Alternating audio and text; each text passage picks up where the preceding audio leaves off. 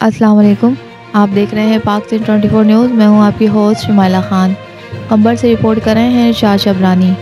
Government high school के तलबा का टायर नजर आतिश करके सख्त एहतजाज। पाक सिंध 24 न्यूज़ से बात करते हुए तलबा का कहना था कि DEO और टीचर दाखिला और मुख्तलिफ फ़ीसें लेते हैं। सरकारी स्कूलों में रिश्वत के बाजार गर्म हैं और गर्ल्स स्कूल में भी फ़ीस लेते हैं। तलबा को ब्लैकमेल किया जाता है।